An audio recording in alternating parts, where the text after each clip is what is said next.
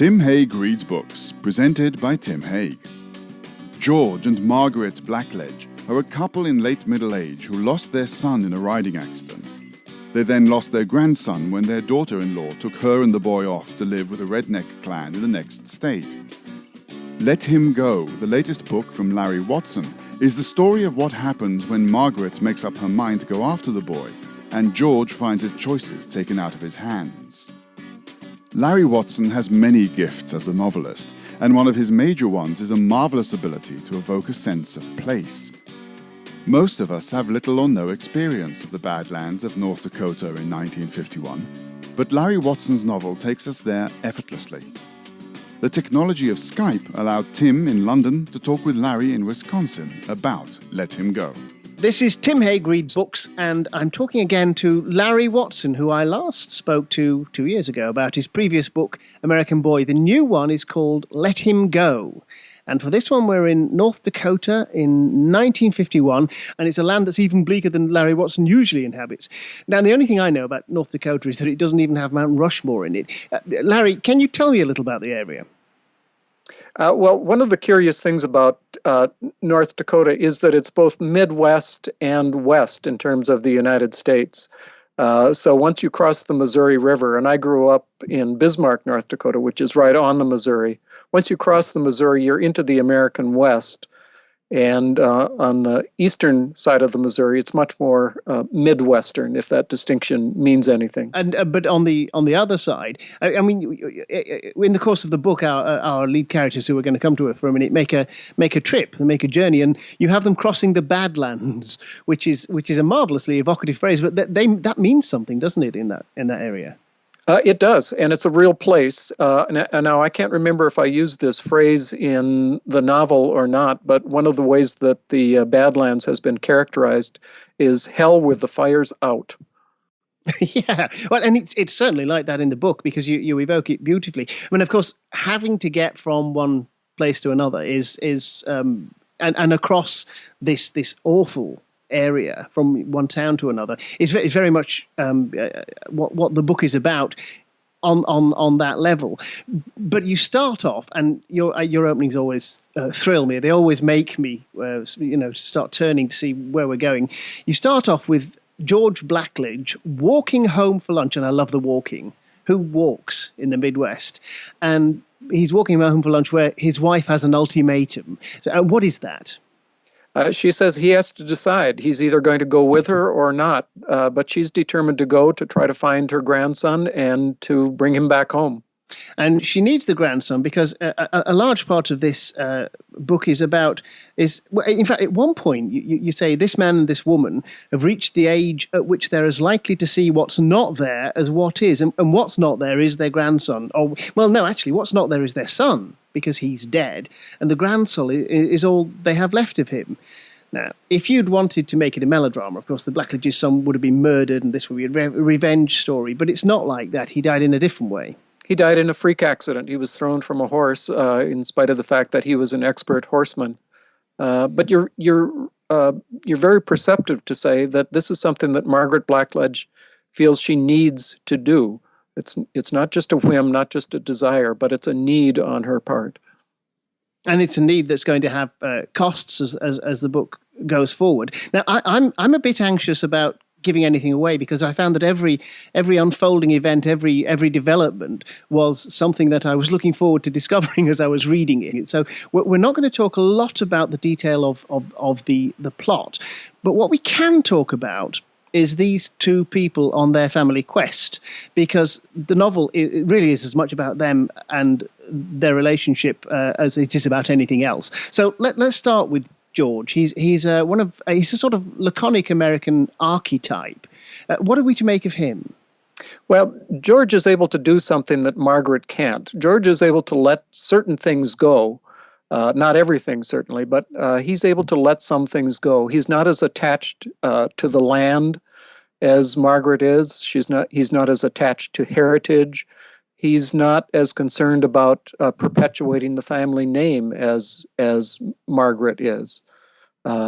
So they're quite different in that regard. And I can, I can see him as Henry Fonda. He's got that slight reserve as well. He knows other people. He understands when they meet the family that they're going to see, where the dangers are, in a way that she doesn't, even though she's very shrewd. But he's got that reserve, hasn't he? There's a passage where a barman tries to have a joke with him, and he won't play ball. And the barman says, "Oh, it's been a while," and George says, "And it will be again." He is a drinker, or he has been a drinker. Yes, and he starts up again in the course of the novel, although he's able to restrain himself. But I think there's something in George Blackledge that is always standing a little bit apart from the rest of humanity, and perhaps that's what enabled him to do his job as a sheriff, and perhaps it's also what enables him to make those observations about character that Margaret isn't, since she's much more likely to come forward to introduce herself, to try to establish relationships, if not friendships. Well, you say that, but she lived next door to the neighbour for 3 years in the place they leave. And it's only really as she's leaving that she introduces herself. And of course, that makes it more poignant later in the book when she does make real friends with a woman that she meets in the town they go to. Yes, their life in Dalton, as far as Margaret was concerned, was temporary. Even though they had to sell the ranch, she has not quite cut herself off from that. Although when George wants to take her back there just for a look, she wants to refuse that short trip. But she has certain attachments that she won't let go of, and other attachments that she is unwilling to make because of those that are in her past. I've liked lots of the women characters in your books. I remember falling a little bit in love with Laura in the novel of that name. I think Margaret is as vivid a female character as you've made. I think almost the first time we meet her, you've got a phrase, she thrusts her fingers into the back pocket of her jeans. And, I can see her. Was she special? Did you pull out all the stops to make her memorable and vivid? She was special to me. She was special in the writing. I'm not quite sure what it was that I did, but there was something about Margaret Blackledge that was... her lines seem to come easily and naturally to me, and insofar as lines are ever come easily to me, and she just seemed to leap off the page. I think she was an awful lot, a sort of amalgamation of a lot of females from the West, all rolled into one. And of course, she has her counterpart in Blanche Weeboy. And in some ways, Blanche wrote herself as well. Well, that's an interesting point. Just as a side, do you find dialogue difficult to write generally, or does it always come easily? With this book and from this book going forward, some fiction that I've been writing, that I've been working on since Let Him Go, dialogue has been coming much easier. When I first began writing, I was so fearful of writing dialogue that I think I ruined some fictions by trying to write my way around it. And now it feels just wonderful to get characters to start talking on the page. Sometimes it's a problem getting them to shut up. What changed? I'm not exactly sure. And of course, my characters often are not talkers. So maybe it's something about once they do begin speaking, they're talking about things that matter to them. So going back to the book, but I think I can see that you enjoyed writing Margaret. You got some beautifully descriptive phrases. Her eyes flash like the underside of a thundercloud at one point, which is, again, you can see it. I'm always a little uncomfortable with descriptions of prose when people say his prose is very spare or his prose is very lyrical. And I think 2 years ago I described yours as limpid, and I'm still not sure what that means. But I think really what I mean is really, really good. Thank you. I'll accept beautifully that. Thank you. Is what I'm trying to say. Margaret is, I think, very vivid. She's a lady of a certain age, of course. These are people with a grandson, and they are exactly the age you would expect them to be. So let's talk about their marriage, because for me, it's the best thing in a very good book. Tell me about the marriage between George and Margaret. Well, somebody asked me not long ago if I thought of Let Him Go as a love story, and question surprised me a little bit. I thought it was obvious that it was. And then the more I thought about it, the more I thought, well, I'm not sure I've written a novel that wasn't a love story of one sort or another. But their marriage is typical of many long marriages. They have a kind of shorthand between them. They often know where the other is going in a conversation well in advance of it actually going there. But there are also certain things that that trouble the marriage, particularly on George's part. Some things in the past, and he can't keep from talking to. He can't keep from alluding to them, but he can't quite bring himself to talk about them. And Margaret, on the other hand, says, "Can't we just set this aside?" But he's a jealous man, and perhaps because he suppresses many things, he can't let this something in their past go. Yes, indeed, and in fact, the marriage is one of the reasons you set the book in 1951, isn't it? Marriage was more interesting then as a subject for fiction. I think it was. I think couples felt as though they had to stay together no matter what, and that made for a lot of strong but strained marriages and relationships. You'll think I'm obsessed with sex because we talked about sex with the last book as well, but I loved the relations between them. George, for instance, he knows not to look when she changes her clothes. She changes her clothes in the car one time, even after all these years of marriage, and of course, even after all these years of marriage, he still wants to. Yes, exactly. Yes, that's very good. But she brings on this trip a certain nightgown, and I noted down the phrase you used. She'd never spent that much on nightwear, but at the time, drastic action was in order. The money was well spent. The nightgown has never failed to have its intended effect. And of course, you have a flashback as well to the time when they became lovers. And she made the running. She was the one who was much more free and comfortable in her body when they first got together. Yes, exactly. I'm glad you touched on that aspect of their relationship. You're right. George knows not to look, but he still wants to look, and he is still powerfully attracted to her, and she understands that she has that power over him. But for the most part, she uses her powers for good, not for evil. Powers, yeah. Well, it's lovely because it is. It's not a love story in that it sort of follows the story of their love affair, but it's a story about people who do love each other and where that matters and has an impact on the events that are going on. Yes, and and they understand what the other needs. It's not they don't always answer to that need, but they do understand the need in the other.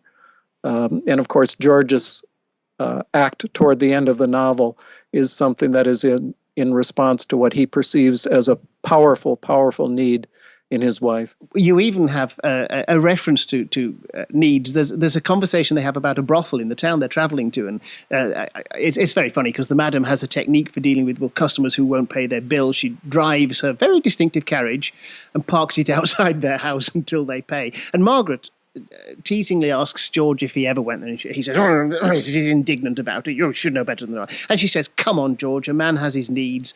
And he says, so does a woman.